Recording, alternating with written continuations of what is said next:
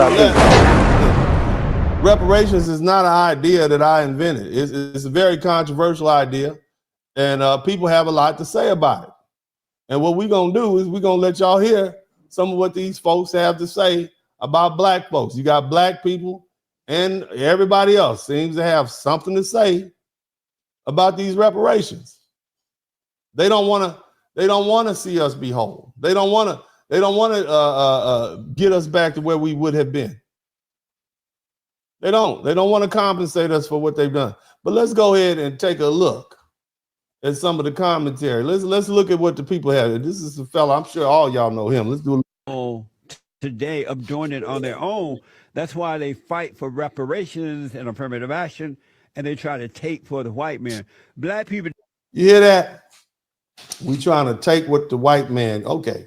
So because you have individuals like this man here, reparations is unpopular when it comes to getting the money from the coffers of the United States or whatnot. They say that belongs to the white man. Okay, got it. So then that means you shouldn't have a problem with us taking it from the quote unquote black people over in Africa that initiated. So it automatically gets rid of that barrier. You understand what I'm saying? But today is not the same people that they were prior to the civil rights movement. Today, because I want to participate in our inclusive economy. This is getting ridiculous. The people in my community are asking for restorative justice. They're asking for us to repair the harms that previous members of this institution, and I would dare to say, Mr. Speaker, some current members, maybe they might. So the problem that we have is that what time period are we talking about? Slavery was legal. Okay, slavery was legal during this time until it became illegal, and we were fighting a war about it at that time. All right, so how do we get people to pay a debt that it was lawful for them to do it? So we're gonna go back in history and charge some people for it legally. It can be done. You can literally do anything, but it would not withstand the test of the Constitution. Let's keep listening. Oh, I'm not racist. I'm racist. So there's a lot there. The first thing I want to mention, just before I forget, you mentioned reparations, for example. It is right. It is true that there's never been a program that has specifically said, here is a cash voucher for the experience of your ancestors during slavery. However, if you look at who pays the most into the tax system in this country, historically, it has been white Americans and also Asian Americans. And excuse me. And if you look, I know. So you see that? So basically, he said, well, why should we have to pay? We already pay. He's saying the American taxpayer is going to have to pay for reparations. What makes you think we're going to give you a voucher for that? Okay, don't worry about it. We'll get it from the Africans. And if that's who we're going to get it from. We're going to get it from we'll get it at the source. No, we got to go one at a time, though. And if you look at who has taken more out of the system, it has been black Americans. And we've spent over $1 trillion since the 1960s on the war on poverty, which disproportionately. That's a lie. What the young man is saying, that's a lie from hell. The vast majority of people on Section 8 and WIC and all that are white people. And I think that's just pretty much known by everybody. But let's go ahead and keep looking. Let's look at the good Dr. Claude Anderson. It's very firmly fixed in your mind. You're not here for a parlor discussion. It's not something to talk about that's nice. If you don't get reparations, black folk, you're through in this country. Let me be that very specific for you. You see, what's happening to black Americans is that black Americans have been systematically, socially engineered into the lowest level of a real-life monopoly game. You do not own and control a sufficient amount of. For you all who don't know, this is Dr. Claude Anderson. Somebody type Dr. Claude Anderson in the chat room. Anything to be competitive in America, and you've been marginalized now for 400 years. You're getting ready to be buried. You can get buried underneath a whole broad groups of ambiguous groupings. That's everything from culture groups, language groups, and gender groups. You're going down. It's no longer an issue. You better get reparations and get it fast. Now. And she's basically talking about how she's being treated over there. So some of you all said, well, just go back to Africa. Most of us are culturally American. We don't want to go back to Africa. We wouldn't fit in well in Africa. So a lot of Africans are coming over here. But listen to what the sister has to say. I'd rather go back to America and deal with the racism in America before I sit here in Africa and deal with the bullshit bribery, the bullshit. Now, you need to watch your language, lady. We are family friendly. Somebody type family friendly, but let's keep listening. Okay. And deal with the bullshit bribery, the bullshit fraud, the bullshit scams, the bullshit too expensive, the bullshit not having no snacks. Snacks. Somebody type snacks in the chat room. Look, y'all better not laugh. Snacks are important. Okay, she need a Twinkie and Snicker bars. Okay, and her baby Ruth. The sister can't get her snacks that she wants. I'm serious. We having a serious conversation, but snacks are important to some people. If y'all find out who she is, let's put her together a box of snacks and send them to her in Ghana. Okay, let's let her finish. But she said some real serious stuff. Let's keep listening. Snacks. The bullshit not having no food, the bullshit electricity, the bullshit hot water, the bullshit what's that shit called? That's coming down. The bullshit animals and scorpions outside the house. It's big ass spiders, it's big ass lizards, colorful lizards you ain't never seen before, all in the fucking room with you, sleeping with you. All the bullshit people trying to scam you when you go outside thinking you rich, so they trying to get more money.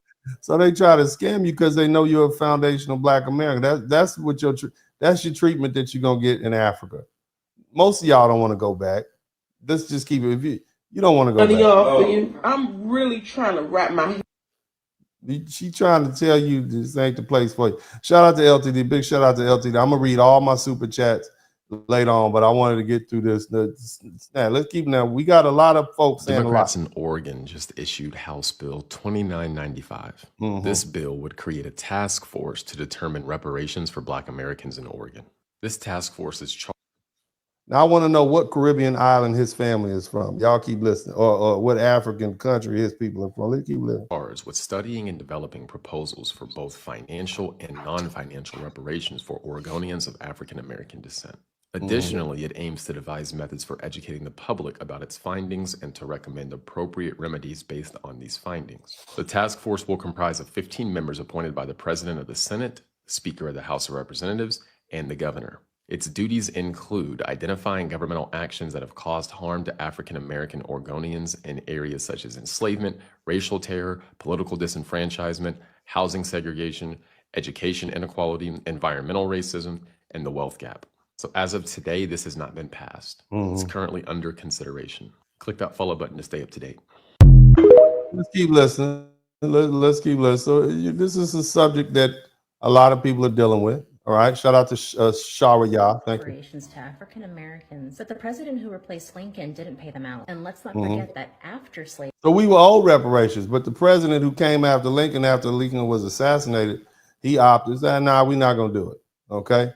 That was part of the compromise that he signed with the southern states. They were released into a hostile society that would continue to marginalize them. They were kept undereducated and underemployed for centuries to come. After Pearl Harbor had been bombed, Japanese Americans were kept in concentration camps. While they were provided with homes and other amenities such as schools for their children, their detainment was unjust and violated their civil rights. But reparations for Japanese Americans is a separate issue. What you may not know is that Japanese Americans have been paid reparations through the Civil Liberties Act of 1988, which compensated those who were interned and their families. While the amount of compensation may have not been sufficient to fully rectify the harm caused by internment, it was a step towards acknowledging wrongdoing and making a It seems like everybody's able to get reparations but Black people.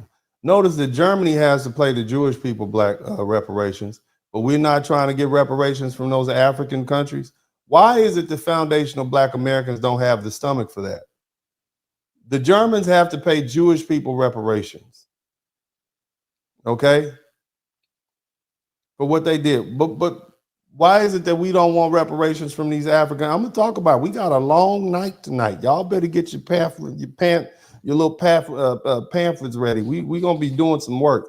All right, keep listening. The question of why Japanese Americans weren't paid reparations, but African Americans might, is disingenuous, as it only. Let's keep listening. And this is the problem I have. The governor of Washington gives 120,000. Starts a reparation program. he gives $120,000 of taxpayer money. This is stuff the taxpayer money. Keep have to pay listening. for. White. Now listen to this black. I mean, look, this is what we're dealing with, right? You got black people. No, we don't want to take the white man's money. Okay, that's cool, brother. Go ahead. Americans are paying for this, right? But the funny thing is, y'all, that Washington was not even a slave state. So that means all those black people that are from that area never experienced slavery. The white people there are paying for something they had nothing to do with. This is why I have a problem, because the black community, some of us are ignorant. He talking about the black community like he's not part of the black community. Sir, you are very black. So you black. What's up? Welcome to the broadcast. This is Uncle D. People wash their ass in the tub, Kamala Harris. You would tune in to Uncle D. D's black man talk. Pull up, homie, take a seat. Don't be a shadow watcher every day. You learn something and you earn something. And let them know and drop some money in the plate. It's getting cold, ladies, talking ratchet. There's a king here, grab your coat, zip your jacket. Keep quiet for a second, close your jaw. Attorney Spurling, this ain't pearly, know the law. Talking Constitution, pushing pins when he shooting, give him that. Masculinity, just for the record, sprinkle that. You can keep your cat, gotta cut it. Only cat he rubbing, gotta love it. I call it Holly Buddy. Gotta vote your interest, voting earns. Presidential, this is for the money that I earn. When you gon' learn, my people, that evil mixed with evil. No matter what you're doing, baby, this ain't equal. Sometimes when you're special, you get hated. The test is for the best, you're damn right, my people made it. Uncle D, Blizzard King, you've been served, gotta notice now. Black men out here know we winning, gotta hold it now. Uncle D, you've been served, get your notice now. Black men out here know we winning, gotta hold it now. Uncle D, you've been served, get your notice now. Black men out here know we winning, gotta hold it now. Uncle D, you've been served, get your notice now. Black men out here know we winning, gotta hold it now. Hey man, I'll do what I do. Somebody need to whip your ass. Get up and whip him, Sweets. Hey, don't be putting the money in my hand all rough. Take your ass out here. You buy you a Flowbee and cut your own damn hair from now on.